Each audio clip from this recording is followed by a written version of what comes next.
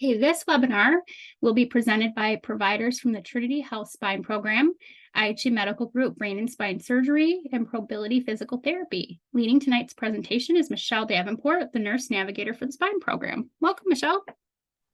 Great. Hi, everybody. We'll get started.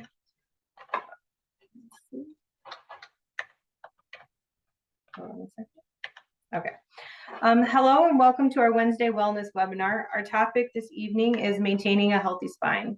My name is Michelle Davenport and I'm a registered nurse with nearly 10 years of experience. And I serve as the Spine Program Nurse Navigator for Trinity Health. As we move along with our presentation, I will be sharing more about our spine program and how this free service is helping patients navigate through their back care. To help spine patients, Trinity Health launched a spine program nearly 3 years ago, and more than 1,400 patients have been assisted so far. One of the goals of the spine program is to help patients find the right care with the right provider at the right time. Patients come to the spine program either through a referral from their physician, by calling the Spine 833 number, or through the emergency department, or by filling out an online form through a social media link.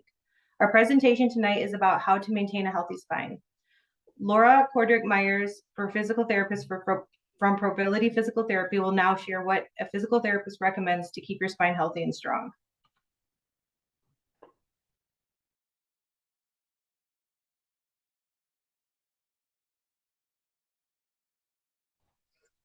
All right, can you guys hear me? Okay.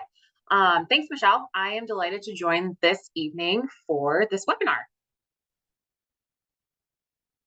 So as Michelle stated, my name is Laura. I've been a physical therapist for over 10 years, and I have worked for Probility Physical Therapy for 8 years. I am the clinic director at our location in downtown Plymouth, and I am married and have 2 incredibly feisty and wonderful identical twin girls who are 16 months old. And on the screen are just some credentials of mine. Moving on to the next slide. So at the very end of the last Wellness Wednesday, we talked about 5 steps to a healthy back. So I thought I would bring those back and kind of address each of those steps. So the first step is exercise and stretch daily. Keeping your back strong and durable, stretching helps to keep the spine flexible. The second one is maintaining a healthy weight. Additional weight puts unnecessary pressure on your back and joints. The third one is lifting weight properly. It's easy to damage your spine if heavy items are not lifted properly. 4 is work smart. Organize your workspace in a way that allows you to always sit up straight. 5, pay attention to the signs. If you're in constant pain, see your primary care physician for an evaluation. All right, moving on to the next slide. Here are some suggestions for exercising and stretching daily. So these are 5 exercises out of many that we like to do for patients who come to us for low back pain. A term that I use frequently is our butt and gut. Our butt and gut is the powerhouse of our lower body. Our core and gluteals are very underused. Oftentimes with people who have back pain that isn't related to a significant joint degeneration or neurological disorder, oftentimes the core and the gluteals are very stress and strain on the spine that can cause a pain. Thinking about engaging our core and gluteals when we do basic movements, such as getting up from a chair, can significantly help reduce back pain. So the first exercise is a seated transversus abdominis contraction. And you guys can get a handout of all of these exercises with more detailed descriptions. So the transversus abdominis muscle is a muscle that sits between your pelvic bones like a belt. This muscle helps stabilize your pelvis and your lower back. To activate this muscle, you place your hands just inside of your hip bones and gently pull your lower belly in like you are trying to put on a tight pair of pants. If you'd like to try these exercises with me, you can pull in and hold this for 10 seconds and do this 10 times. You can also try to do this in different positions, such as an activity that hurts your back, which could be rolling over in bed, getting up from the floor, getting out of a chair. You can activate your lower abdominals to help stabilize your spine when you're transitioning between movements. The second one is a supine bridge. Supine means laying on your back. So in the picture, it shows someone lying on a yoga mat on the floor. But if you're unable to get on and off the floor, you can always do this laying flat on your back on a bed or a very large couch or an ottoman. For performing a bridge will help strengthen your gluteals. So to do this, you lay on your back with your knees up as in the photo. You can tighten your abdomen, your abdominals, just like we talked about in exercise number 1, and then squeeze your butt cheeks. I like to tell patients, pretend like you have a $100 bill between your butt cheeks and you can't let it fall. So when you squeeze your butt cheeks, you lift your backside up off of the surface you are laying on. So try to lift your backside up off of the floor or bed, trying to get your belly button as high to the ceiling as you can. And then you slowly lower back down to where you started. This should not cause any back pain. You may feel some stretching, you may feel some muscle activation in your gluteals, but it should not cause any pain. The third one is a hip flexor stretch. Your hip flexors is a group of muscles that lift your leg as with taking a step or getting into a car.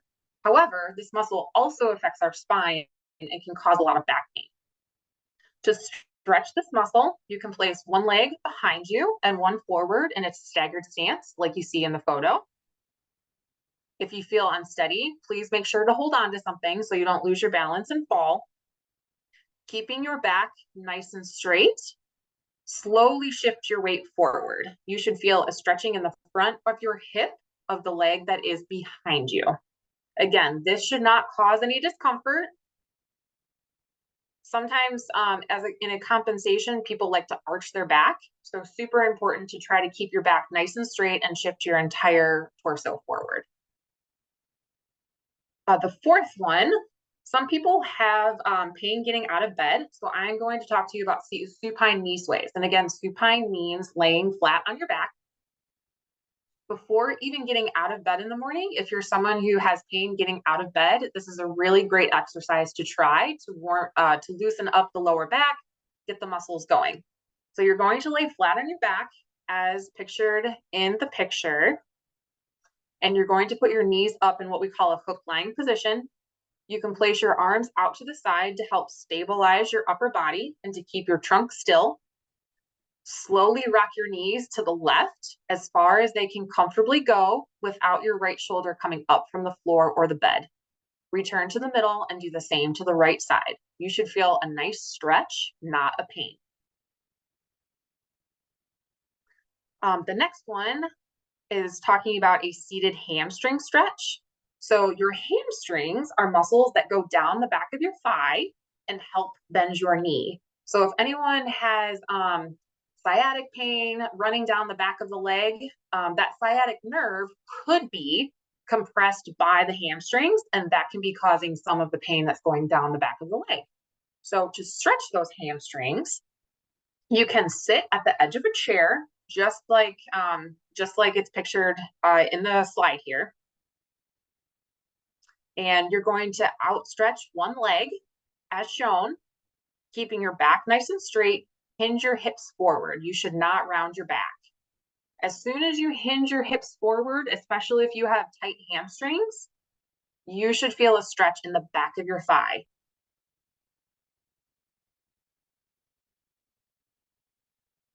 And again, you will have access to a handout with all of these exercises. And then I think I added one or two more with very detailed descriptions on them. Next slide. Okay, let's talk about maintaining a healthy weight. So one of my jobs as a physical therapist is to get people motivated to exercise. Exercise is a passion of mine. I've played sports for a really long time. It's always been a big part of my life.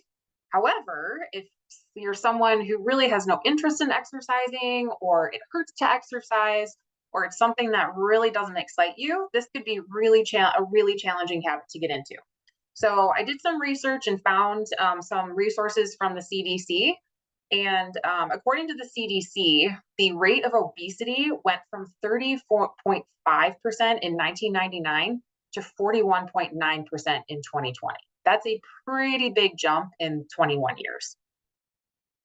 And the less weight you can have on all of your joints, the better you will definitely feel. So in terms of daily exercise, the CDC recommends 150 minutes per week of exercise for older adults, 65 and older. So this can be 30 minutes, 5 days a week of moderate exercise, meaning an example would be walking quick enough to get a little bit out of breath, lifting weights or doing a water aerobics class, something where you feel like you're exerting yourself, but not exerting yourself so much that you're having a hard time breathing or that you feel like you're going to pass out. In addition to that 150 minutes per week, it was recommended that you add in 2 days of strength training, so lifting light weights. This is very important for anyone who has osteoporosis, and research has actually shown that doing light weightlifting, if you have osteoporosis, can in some cases reverse the osteoporosis because our bones need that weight bearing or that pressure on our joint surfaces to maintain a healthy bone and a healthy joint. Another thing I recommend to patients is taking advantage of community resources for exercise classes. So at my clinic in Plymouth, my patient population mostly comes from Plymouth, Canton, Livonia, Northville. In all of those areas, there are ample resources for exercise classes, especially senior exercise classes. A big resource we utilize is the Summit in Canton, and also the Schoolcraft College Fitness Center. They have a really great aquatics program that is not very expensive.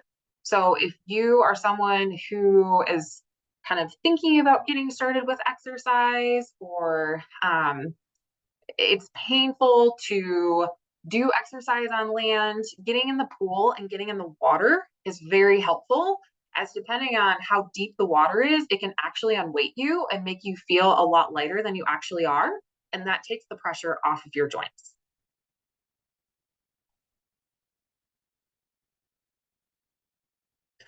Another way to maintain a healthy weight is healthy eating. This can be really challenging, especially if for someone who has a really big sweet tooth like myself. But healthy eating is super important to help maintain a healthy weight and an overall healthy body, and especially healthy joints. So you can ask your doctor about meeting with a nutritionist or dietitian to help establish a custom eating plan for you. And then you can also talk to your doctor about other weight loss options. All right, next slide. We are going to talk about lifting weight properly and lifting in general. So we get patients who have had lifting injuries, everything from a younger person who injured themselves weightlifting at the gym, to someone who might be a grandma who injured themselves lifting their grandchild out of a crib, to someone bending down to change their cat litter, to someone bending over to get a golf ball out of a hole playing a golf game. So as you can see on the slide, I have two pictures or two sets of photos. There is the correct posture for picking up an object, and there's the golfer's pickup. So we're going to talk about the picking up an object first. So I'm sure we've heard I'm sure we have all heard the phrase lift with your knees, not with your back. But what does that actually mean? So that means you want to have a wide stance with your feet, meaning you want your feet a little bit wider than your hips. You're going to keep your butt down and your head up, and drop your bottom down towards the floor as seen in the slide, or hinge your hips forward as you bend your knees. When you go to lift the heavy item, you want to squat down and hold on to the item, and then use your leg muscles. So this is where those gluteals and abdominals that I was talking about earlier come into play. You want to squeeze your butt cheeks and tighten up your core and think about pushing into your feet and your heels to get yourself up off of the ground. When lifting an object, especially something more than 10, 15, 20 pounds, you want to keep the object as close to you as possible. The closer the object is to you, the less force it will be on your back.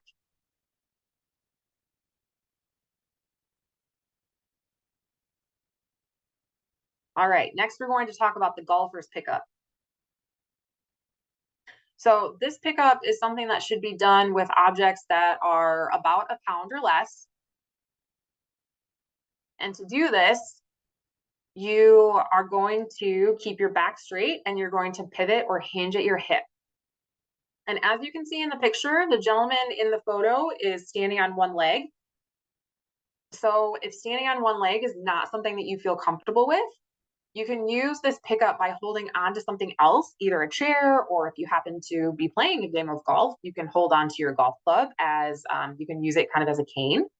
But in any instance with any of these exercises, if I'm talking about something standing, especially on one leg, and you don't feel well balanced, please make sure you hold on to something to eliminate or to decrease the risk of falling. So as you do a golfer's pickup, your back stays straight, you hinge forward at your hips, your back leg stays straight as you reach down to pick the object up off of the ground.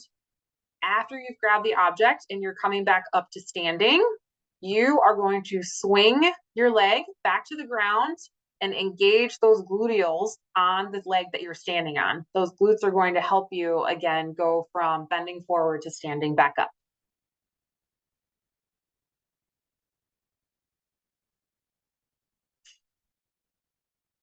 Okay, next slide.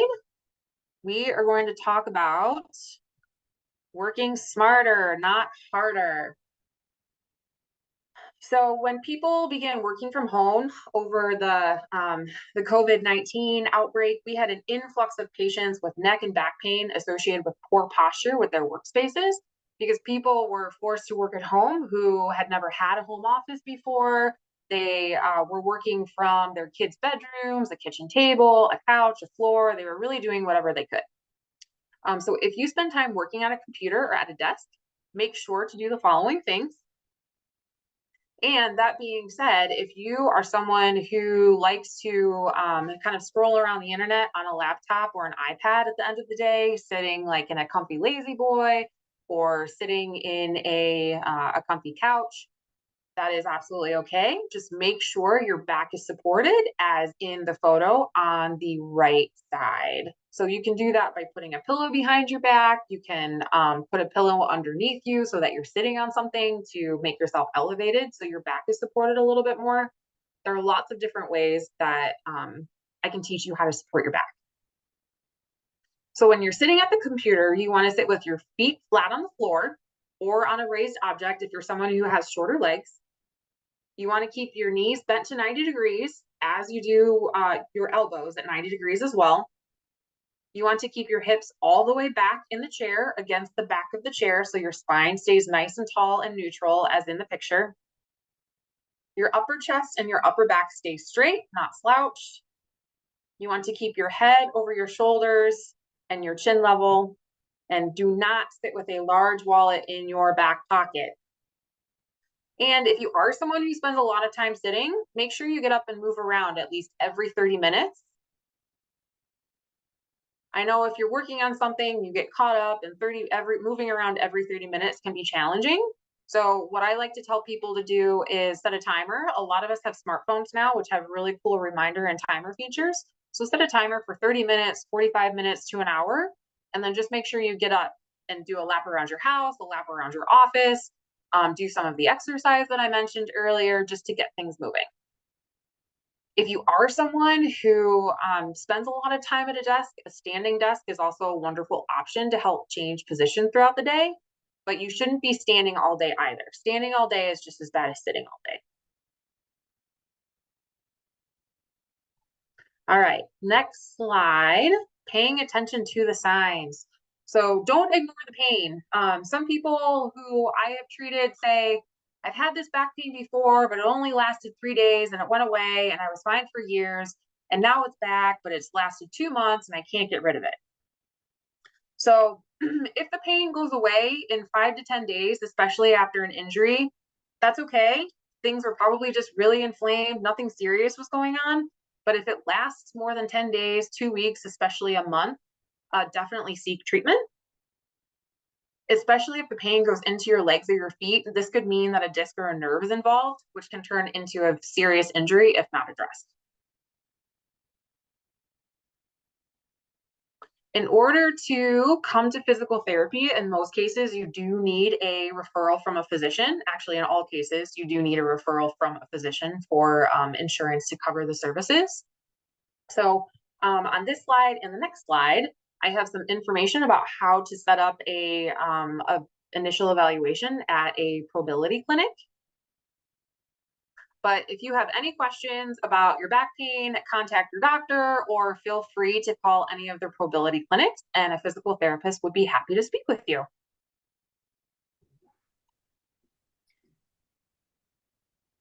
Thank you, Laura, for the comprehensive understanding of how to maintain a healthy spine. Our next expert to hear from is IHA Medical Group Neurosurgeon, Dr. Kahn. Thanks, Michelle, and welcome everybody. I definitely won't have anything very different. Certainly not going to contradict anything that Laura said. All of that was really helpful and really appropriate from my perspective. But I will speak to you just kind of as a surgeon and tell you some things that I tell many of my patients. Okay, next slide. So I'd say if there's one piece of advice that I can give you for maintaining a healthy spine, it's to stay active, but be gentle with those activities. So many of the people that I see who have either acute new injuries, recent injuries, or people who have long-term chronic injuries or degeneration of their spine, a lot of those people are engaged in heavy activities and intense activities. So when I see very young people with injuries to their spine, often they're power lifters or gymnasts, people who really put a lot of stress and strain on their back and spine. So my advice to you is that definitely do what you can to stay active. But make sure that when you are active, it's activities that are gentle on your spine. So the next slide, we'll talk about some of those activities. So these are just a few examples of some that are particularly easy on the spine and will help you stay active. So walking as opposed to running. So running and jogging is great for a lot of people. I love it myself, and I would never discourage somebody from doing it if they really, really enjoy it. But it's not so easy on the spine. It involves, repetitive impact. Even though it's not a heavy impact each time, it's still a repetitive impact on the spine. And so if you're really focused on maintaining a healthy spine or getting your spine into better shape, then I would definitely recommend walking over jogging and running. Yoga is, in my opinion, probably the best activity that you can do for your spine, and I recommend it to a lot of patients. And if you think back to these exercises that Laura was telling you about, they really fit very nicely with typical yoga routines and typical yoga postures. There are lots of ways to get into yoga. Most gyms, fitness centers, community centers will have classes with instructors. YouTube and iPhone apps, there are many options out there, both with apps and YouTube videos for yoga. And it's something that's very easy to do on your own at home, as long as you have just a few feet of space on your floor. And the other great thing about yoga is that it really, it's a broad spectrum. So if you imagine yoga, you may imagine these very intense, difficult postures or stretches, but it really can be very, very simple. And there's lots of great yoga routines and yoga postures for beginners that are just as beneficial as anything else. Swimming and water aerobics are also really, really great for spine health and staying active and making sure that you're not harming your spine. And you can imagine that it's particularly good because you're really, the water, being in the water is really offloading the weight from your spine. And so you're not doing very much harm or stress or strain on your spine during those activities. And then finally, regardless of what you're doing, I would recommend to everyone that they incorporate gentle stretching into their activities, whether that's in the form of yoga or just your own version of a stretching routine. All right, next slide. So obviously, we're all interested in maintaining a healthy spine, and that's what this whole webinar is about. But inevitably, for many of us, at some time or another, something is going to happen that will result in back pain or a pinched nerve. And one very important consideration is that degenerative disease of the spine, which is another way of saying arthritis of the spine, is literally inevitable. So every single person, without exception, over their lifetime will develop arthritis in their spine. Now, that doesn't mean that it's going to cause a problem, doesn't mean that it's going to cause you significant pain or that it needs specific treatment, but we will all develop arthritis in our spine. And in a lot of cases, that can lead to discomfort, a pinched nerve, pain in the back, etc. All right, next slide. So that's where we come in. If despite all your best efforts, you do develop a problem with back pain or pinched nerve or another condition that's affecting the spine, we're here to help. And often treatments that we recommend will start with things like physical therapy, possibly medications, and then we kind of work our way up in general to treatments like pain injections, targeted steroid injections, for instance. And in a lot of cases, at least in my experience in my practice, patients will benefit from a surgical treatment ultimately. And so we have lots of providers, myself and Laura and Michelle and many others at Trinity who are available to kind of help sort things out and lead you in the right direction in terms of treatment. Next slide. All right, actually, I'll pass it back to you, Michelle. All right. Thank you, Dr. Kahn, for the good information shared tonight. I know this has been very beneficial to everyone. So as promised, I wanted to give a bit more information about what the spine program is and should you need guidance due to new or reoccurring pain. So as Dr. Kahn shared, we have a team of specialists that are ready to help you. Typically, your doctor will refer you to the spine program for next steps in navigation. So when you get referred to the spine program, you'll be sent to me. So after discussing your health history with me, I will then help direct you to one of the spine program subspecialties. That could be Associates in Physical Medicine and Rehab, Probility Physical Therapy, IHA Brain and Spine Surgery, or Anesthesia Associates.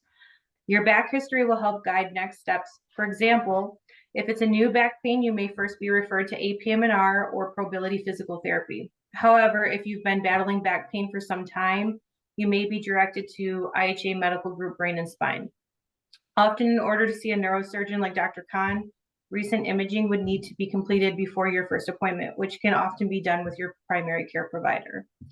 Seeing a neurosurgeon may also mean that conservative treatments have failed, such as physical therapy or even pain injections. So speaking of pain injections, many insurances now require the completion of physical therapy prior to approval for an injection. So that's like something I like to give patients a heads up on, because I know in years past that hasn't always been the case.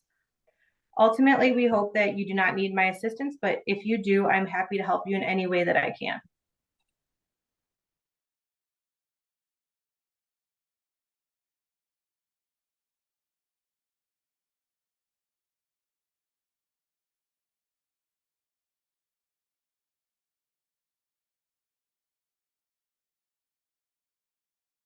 Also send me a MyChart message as well. There's multiple ways that I like to connect with patients. Oftentimes when I try to call you ahead of time, my phone number gets automatically blocked. So if you were expecting a phone call from me after this presentation, definitely check your voicemails, because I always call patients next day. If I don't get you that way, I'll leave a voicemail and then I reach out by email. And then sometimes I have to send a letter in the mail if I don't get you that way. So now we have about 15 minutes for questions. So I know a lot of the questions already got answered in the Q&A, but I'll pull those up and see what we can go through here. So maybe for Dr. Kahn, what are some treatment options for severe lumbar spinal stenosis? Yeah, that's a really good question. And the reason that I didn't type in my answer to that question is because there's not one specific answer for that question.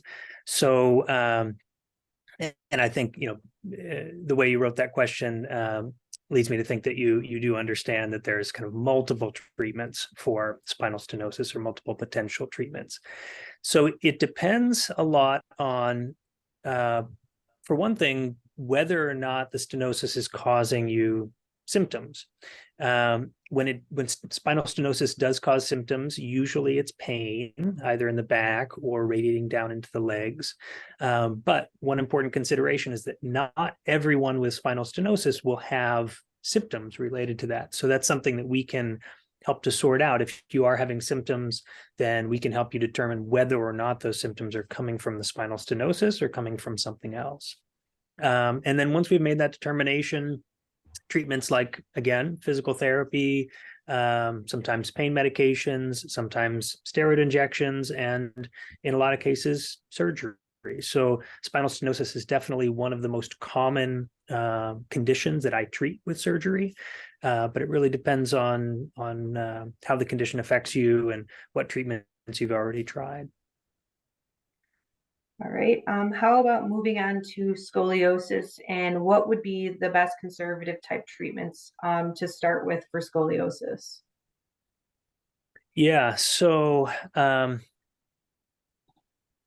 just like spinal stenosis, one question is whether or not a patient is having symptoms related to that scoliosis. So, and when a patient does have symptoms related to scoliosis, again, it can be variable. So it can be pain in the back, it can be upper back, lower back, it can be pain that radiates down into the buttocks or the legs, all these things. And then there are other patients who have scoliosis, but they have no symptoms at all, and they're very comfortable.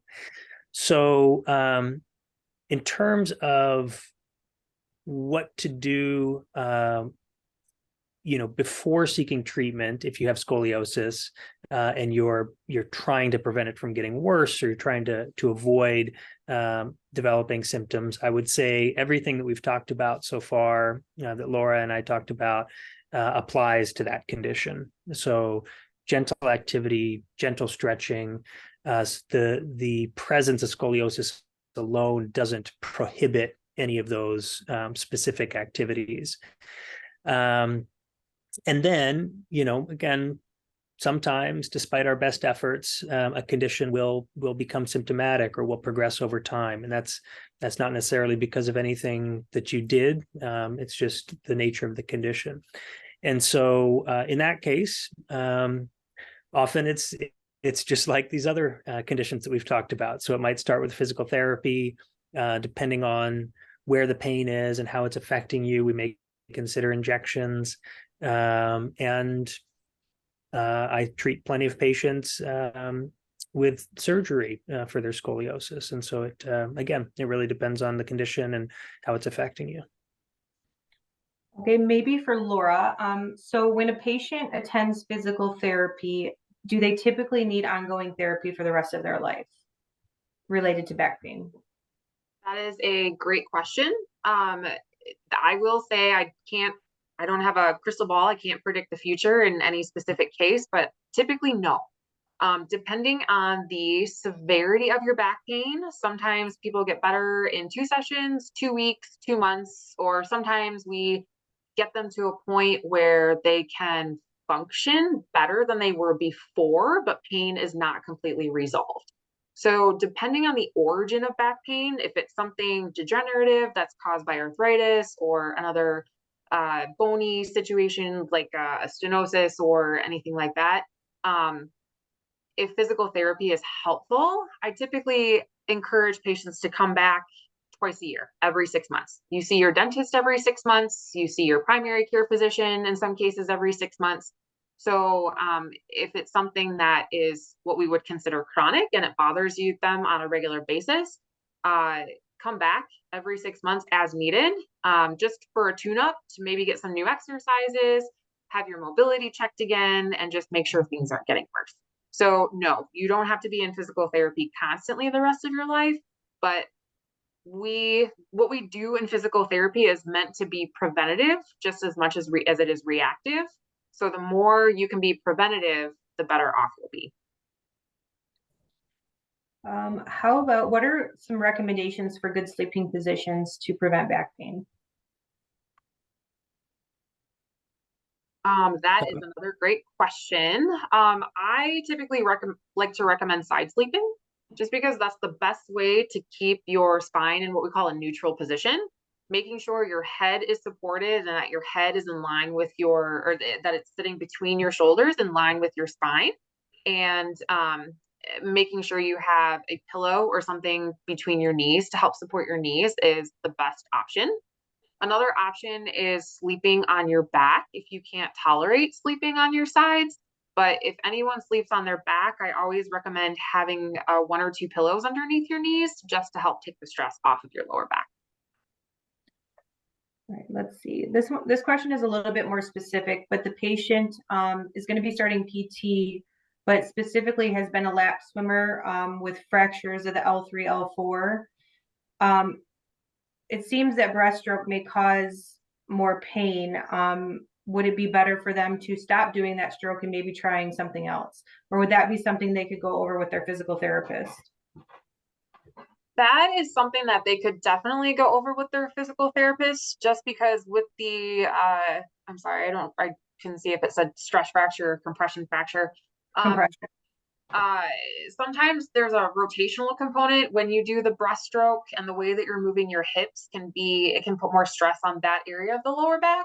So talking about symptoms with swimming with their physical therapist could be helpful, and the physical therapist will likely be able to help them come up with different options. Along with yoga, is Pilates also a good way to strengthen the back as an exercise? It can be, for sure. So Pilates is great for core strengthening, glute strengthening. The only thing that I encourage people about Pilates is making sure whoever you're working with, whether that's an instructor, a family member, that you tell them about your history of back pain so that they can help you adjust different moves and different positions so that you don't injure yourself worse. If you are someone who has back pain who isn't really sure how to properly engage your core when doing core exercises, I don't recommend doing videos where someone isn't able to watch your posture, just because in that case, you might end up hurting yourself a little bit worse than you already are. But in general, Pilates is great if you know how to engage your core, or if you're going to someone who can teach you what engaging your core means. For either of you, do we have a reason of why muscle spasms or twitches could start in the legs coming from back pain? Or what would be a good way to stretch those out? Or what kind of exercise could we do to possibly minimize those pains? Yeah, I mean, it really depends on what exactly is causing the pain. And so a big part of my job when I meet a patient and they have they describe a situation like that, a big part of my job is trying to discern what exactly is the source of their pain. And then based on what we figure out, the treatment or the management could be, very different. So it's a little bit tough to answer that question specifically. Yeah.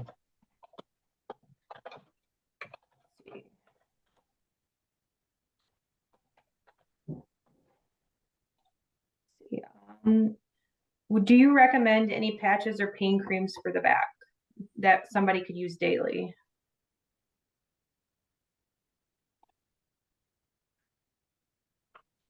Yeah, I mean, I know a lot of patients who get benefit from over-the-counter creams and patches.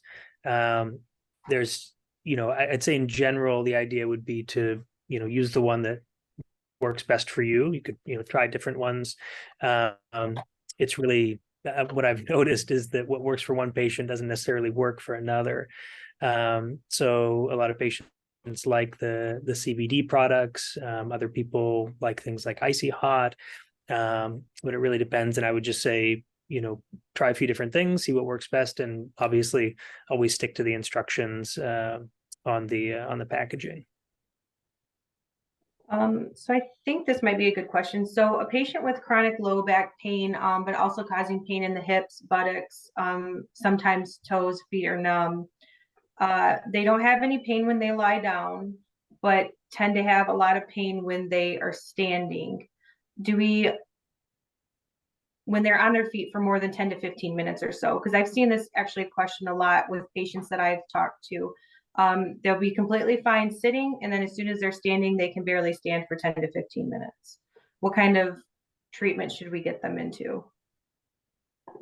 Well, for someone with that story, if you have not had any imaging of your spine, I would recommend imaging.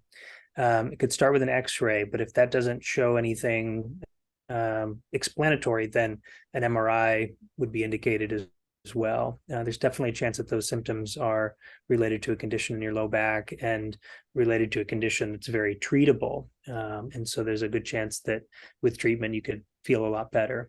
So for that person, I would suggest either giving Michelle a call or talking to your primary doctor about next steps in terms of imaging.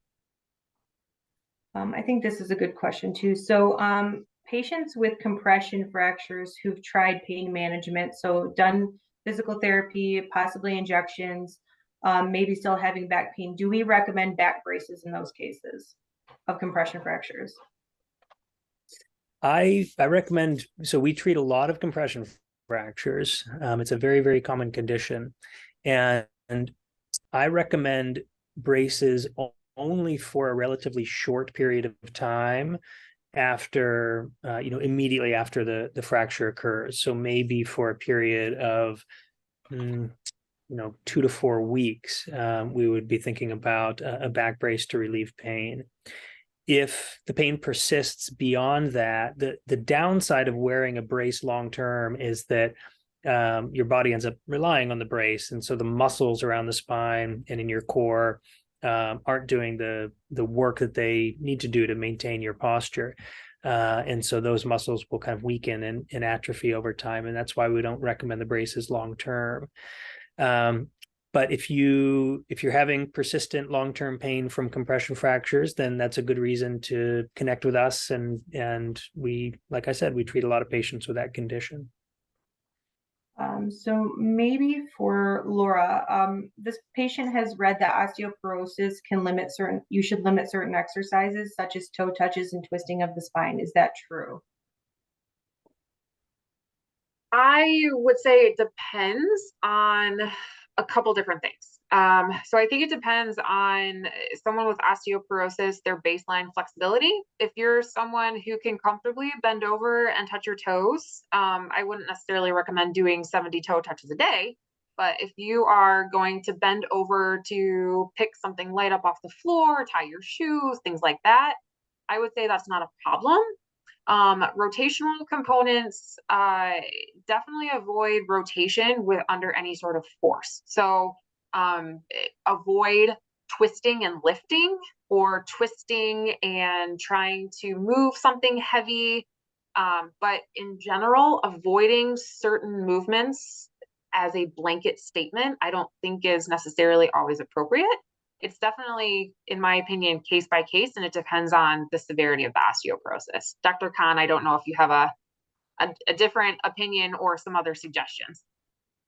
No, I agree with that. I think the main guidance that I would suggest would be to avoid maneuvers that are putting a lot of stress or strain on the spine. So, for instance, if you're doing maybe a gentle twisting stretch would be okay, but I would avoid, kind of pulling yourself into a twisted position.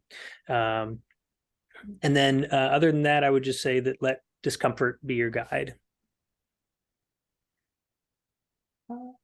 How often for somebody who has chronic back issues should they have their back checked out? Should that be like an every 6-month thing where they're seeing a doctor every year, depending on their condition? What would you say? Yeah. So I think it's something that's worth discussing with your primary doctor each time you have a conversation with them, just to let them know the status of that condition. And then otherwise, there's not really a specific time frame, and it depends more on how the condition is affecting you. And so, for instance, if your pain is getting worse over time, or if you were pain-free for a while and now you're having pain again, or you've kind of reached a point where the treatments that you are utilizing now are no longer beneficial to you, those are really the moments when it makes sense to connect with a provider and discuss the condition. But people live, their entire lives with conditions of the spine, including things like spondylolisthesis. It doesn't always require treatment. It doesn't always cause symptoms. When it does cause symptoms, it doesn't necessarily mean that the symptoms are going to get worse and worse and worse over time. And so if things are stable and you're relatively comfortable, then you don't need to worry about connecting with a doctor just to check up on the condition. We have some really good questions. Can arthritis in the back be reversed or minimized? So as far as we know, unfortunately, it can't exactly be reversed. It can't be reversed. But I think a lot of the things that we've talked about today are really aimed at minimizing arthritis. So arthritis is, a consequence of long-term chronic wear and tear on the spine. And like I said earlier, it's literally inevitable. There's no way of completely avoiding arthritis in the spine. But your question was, how can we minimize it? And we can minimize it by being gentle with our activities, not doing things that are really putting a lot of stress and strain on the spine, repetitive, heavy lifting, this kind of thing. And yeah, I think everything that we've talked about today is really aimed at minimizing arthritis in the spine. Yeah. If a person has a twinge of pain in their back, but it doesn't last long and it's not reoccurring, is it something that they should be concerned about? Not necessarily. Not necessarily. Really, for conditions in the low back, pain is almost always the indicator that that there's a serious condition. And if your pain is occasional and mild, then that suggests that there's probably not a serious condition to worry about. But at the same time, if it bothers you and you're interested in trying to sort out what the cause is and whether or not you could manage it better or treat it, then you could always talk to one of us or talk to your primary doctor about it. Have either of you ever heard of patients benefiting from acupuncture? Which I think at Probility we do dry needling. So if you want to answer that, maybe Laura. Yes, so dry needling is what I like to call the PT version of acupuncture. So we use acupuncture grade needles, but our rationale behind it is a little different. And I use dry needling a lot. I'm certified in dry needling, and I use dry needling a lot on patients with lower back pain, depending on what their symptoms are coming in. And I would say 75% of the time, people notice relief following the dry needling.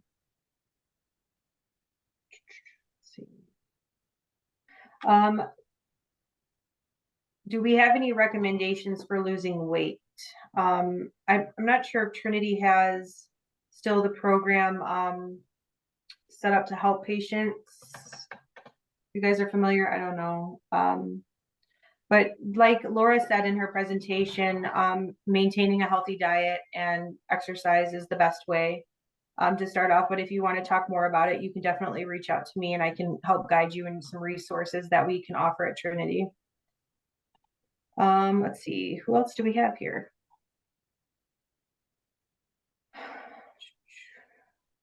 So if a patient has previously had an L4, L5 fusion, can they still have an MRI and will that show adjacent discs?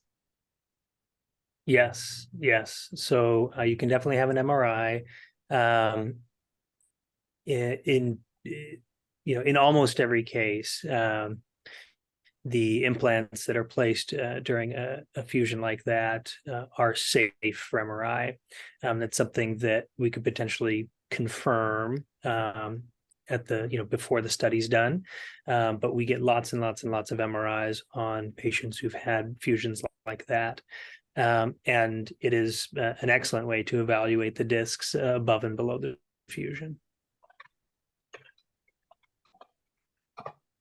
Yeah, let's see. Is there a dangerous degree of curvature of the spine, such as the curvature could potentially press on the internal organs? So that's very uncommon for spinal curvature to cause dysfunction of internal organs. Really requires a very, very, very severe curve. Now, the exact degree of that curve might be different from one person to another, but it's very likely that you would notice other significant symptoms long before you reached a point where the internal organs were affected. So you would notice symptoms like back pain, obviously changes in your posture, or potentially pain that radiates around your abdomen or down into your buttocks or legs. So those are all things that would very likely cause you a lot of discomfort long before you reached a point where the internal organs were affected. Is scoliosis something that's going to continue to progress over a person's lifetime? It depends. It depends. So there's another question where my answer is basically it can vary a lot from one person to another. So in young people, like if I see a young person with scoliosis and they're young but they've reached maturity, so they're in their 20s, for instance, I won't necessarily, and in fact, in most cases, I won't recommend surgical treatment for that scoliosis, because the assumption is that it probably won't progress. If it does progress, it would be a very slow, gradual progression over many, many, many years. So it can progress, but it doesn't necessarily. And even when it does, it may or may not cause symptoms.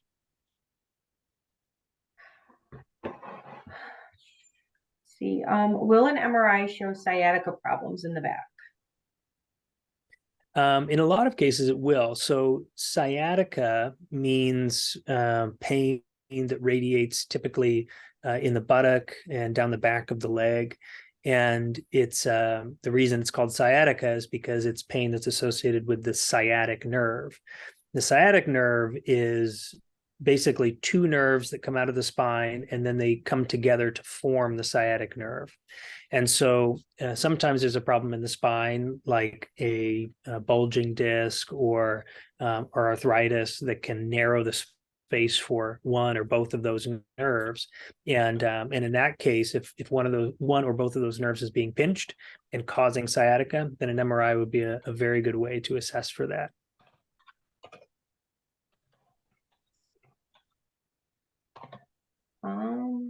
Is it good for patients with spinal stenosis or disc degeneration to use inversion tables?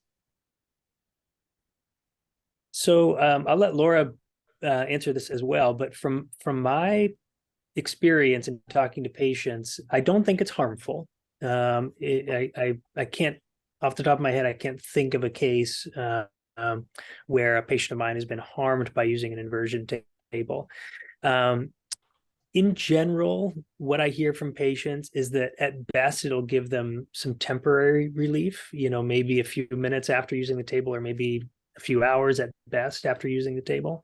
But what I've heard from patients is that in general, it doesn't result in a long-term benefit. Laura, any other thoughts? I agree with that. And I'm going to add one thing. There have been a very few instances where patients have had a disc or a nerve issue and they have done the inversion table. And when they are on the table and their spine is unloaded, they feel really great. But as soon as they come back up and gravity, the forces of gravity are on their spine, they actually feel worse. So unfortunately, I don't think you're going to know that until you try, but that's just something that I like to caution people because it's happened to people who have been our patients. Do you find the dry needling may work for somebody who's been in chronic pain with multiple spinal fusions? It depends. So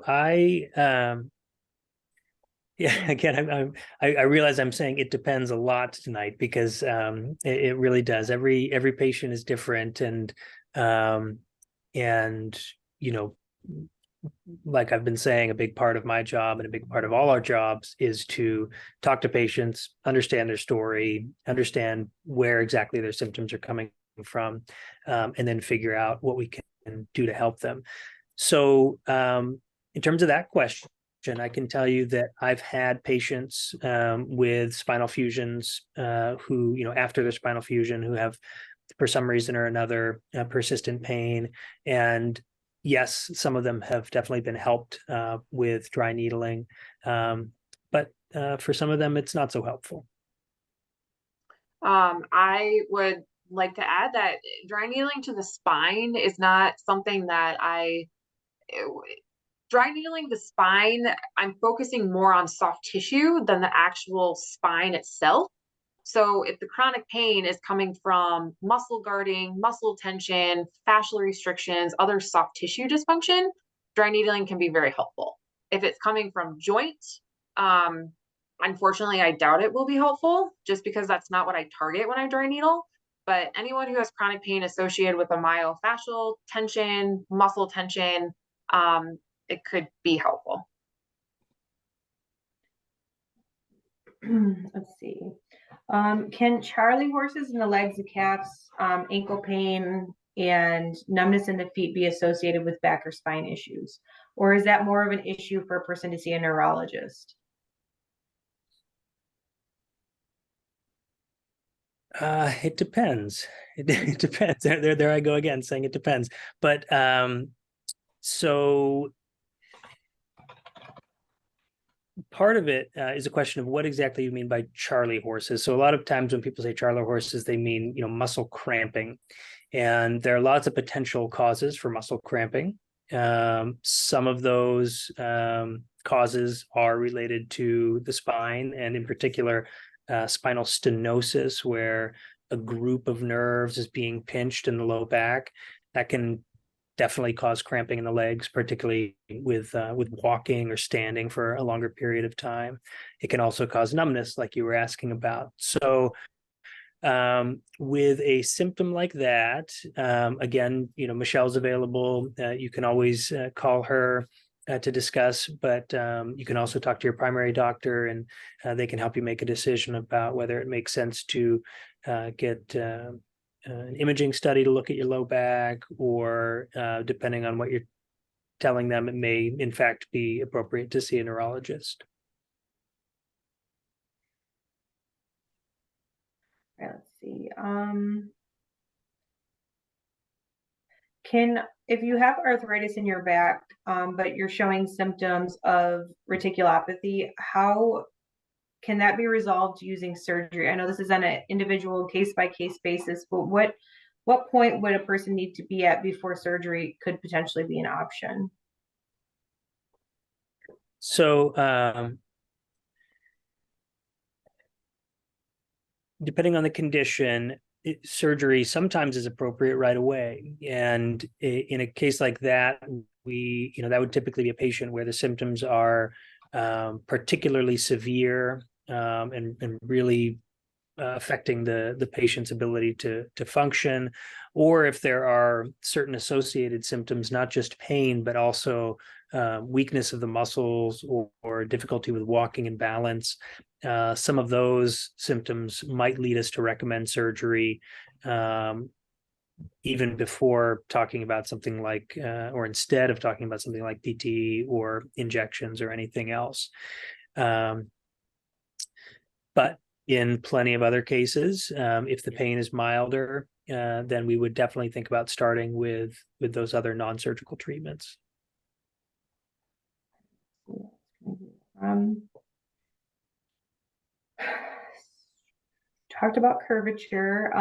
Okay, so do we know or have a rough idea of what the percentage of the general population that has degenerative changes in their spines by the time they reach, later age in life, somewhere between 65 and 70 years old?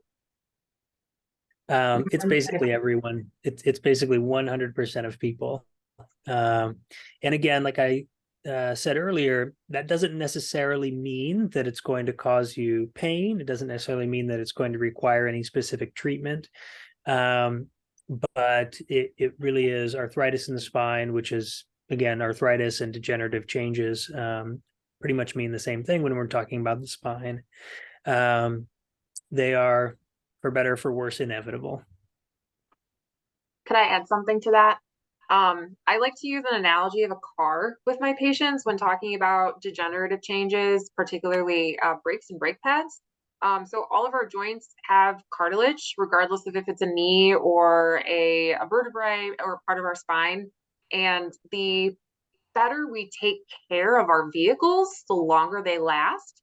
The better we take care of our bodies, the longer they will last. So as Dr. Kahn said, sometimes arthritis and degenerative changes are completely unavoidable, but the better we take care of our bodies, we hopefully will notice less of an effect of that.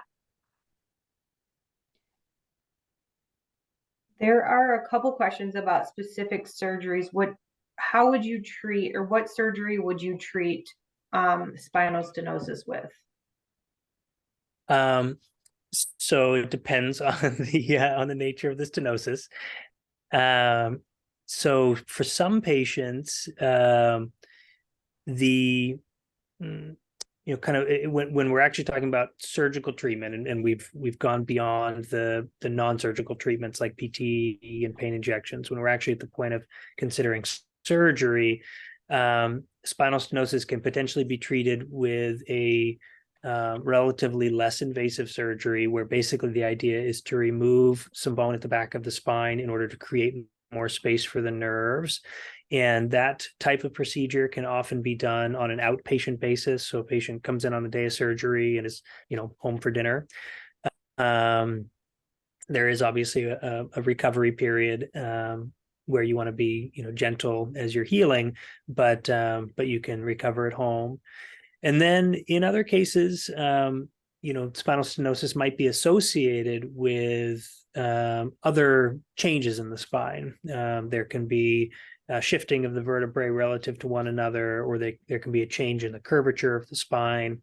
And if that's the case, then surgery might involve a more extensive procedure where we might recommend a fusion-based procedure where we're stabilizing multiple bones of the spine relative to one another. Do we think that most back pain is related to persons being heavier than their body should tolerate? So having too much weight on their body? I don't think that most back pain is related to having too much weight. I think that back pain is very, very, very, very common. Almost everyone will have an episode of significant back pain at some point in their life. And a lot of people have recurrent episodes of back pain. So, Laura touched on this earlier. Weight is definitely a consideration, and maintaining a healthy weight is one of those ways of caring for your body, alleviating stress and strain on the spine, and therefore it can definitely be helpful in minimizing the chance that you're going to have back pain. But it's not, it's not necessarily a one-to-one correlation there. So a little bit more specific, one of these patients has spondylolisthesis and spondylosis. Would that require for you to be on bed rest if you're pregnant? Not necessarily. Yeah. So spondylolisthesis and spondylolysis.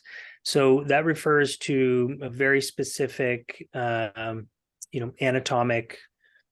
condition in the spine. And it really depends on how whether or not it's causing you symptoms, and if it is causing you symptoms, how bad those symptoms are. There is, once in a while we see worsening of a condition like that in the context of pregnancy. But I think it would be very rare that we would recommend, very, very rare that we would recommend complete bed rest for a patient, even if they have that condition while they're pregnant. So better than bed rest in almost every case would be continuing with gentle activity, gentle walking, water aerobics, all the things that we talked about. Okay, I'm not sure if either of you have any knowledge of this or not, but this particular patient has HLA-B27 autoimmune disease that could possibly lead to ankylosing spondylosis. And if so, what signs should they be looking for that particular disease?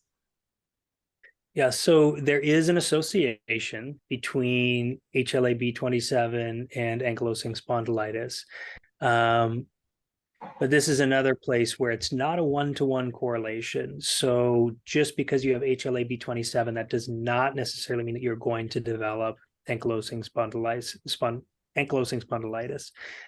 You'd be at higher risk compared to someone without HLA-B27.